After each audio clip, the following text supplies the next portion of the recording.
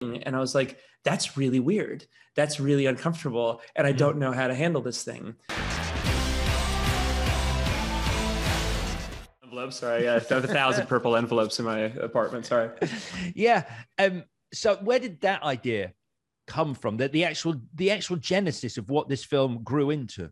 Yeah, so I had a meeting with some friends, and it was a husband and wife and a couple other people, and I have a significant other, my girlfriend Julia, and we're kind of like hanging out, and then we all got up to leave, and it kind of became this moment of saying goodbye, and I'm half through the hug of hugging this girl, and then I started to back away, and there was kind of somebody else was talking, but as I kind of backed out of the hug, distracted with something else, she just kept her hand on my back for a few seconds too long. And there was no doubt in my mind that it was an invitation because it was private and nobody else could see it, but it was kind of this thing of us being close to each other that was like, I see, that is a forceful hand on the back. And it was this small thing. And I was like, that's really weird. That's really uncomfortable. And I don't know how to handle this thing. And then I thought, like, well, what if I got a letter? What if somebody got a letter that invited you to a no strings attached sexual encounter with an admirer, not a stranger? It's not Tinder. It's like someone has designed this analog thing to come into your mailbox and possibly completely derail your life. And I was like, that is such a crazy Twilight Zone episode. I don't know what I would do. And I called PJ. And I was in the grocery store and I was kind of like hiding. I was like talking to PJ in the grocery store, and he was in a grocery store with his mom. And I said, what would you do if you got this letter? And he goes, oh man, hold on. And he like walks outside, and we had this like hour and a half long conversation about, he was like, no, I wouldn't go because you get murdered. That's an insane thing. And then he was like, let's keep developing this thing. This is a neat, a genesis for a movie. And then because the movie's about lying and cheating, of course we had to set it at a talent agency. And so we like did all this research about the biggest liars and cheaters in the world. And we kind of formed this narrative about data scraping, how you would actually connect people from their search histories and public, social profiles and digital footprints and stuff like that. And PJ did all this research about big data, and we kind of worked that into the film as well.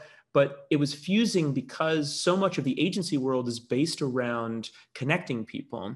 And it used to be a social network, agencies. It used to be something to connect creatives together and to kind of separate the public from celebrities. It was kind of these like glorified call centers and mailrooms and set up in the 1920s and 30s. And now that we have real social networks, those platforms and societies that were agencies are kind of going away. They're having much and much less utility. And so that became very interesting to us, that it was about connecting people and also about agents connecting people and showing this all through one person's stress in a collapsing industry. It just worked. And we're like, all right, cool. Now we have to run at this thing as hard as possible and humiliate these fuckers. It was really, really fun. So was it fun for you because you exist outside that world as well? Because I mean, in the sense that as an independent filmmaker, you could literally like really go for them without any fear of repercussions. I mean, what are they going to do? Like, honestly, like that's the thing. It's a comedy. It's like a South Park episode. And if you're going to take offense to something like that, like you're not cool. Like you take the fucking joke. And that's a good sign of this, of the fury, the scary like power dynamics that are set up, that like you can't even make jokes about these things because you'll be canceled. You'll be blacklisted from the system. But we've never had any help. Like 99% of the work that I get comes from Vimeo. It comes from like people reaching out and saying, hey, I saw your things. Could you like, or like IMDb Pro. Like it's usually never the Hollywood system. It's directors who like my stuff who call me to act in a movie of theirs.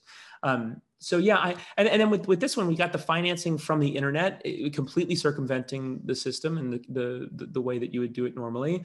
And then we were able to produce it by ourselves at our production offices, in our homes and apartments and offices, to make it look like it's a Hollywood agency. And then, we played it on the world stage at Berlinale and Tribeca and kind of all over, which is insane. There's no difference from how we make movies and how Tom Cruise makes movies. It's just smaller amounts of private financing. Hello, Alex here. Thank you for watching this video. I hope you enjoyed it. If you want to get in touch with us at all, for any reason, you can find us on Twitter and Instagram at JTFpod. And don't forget to subscribe to the full audio podcast on Apple, Spotify, or wherever you get your pods.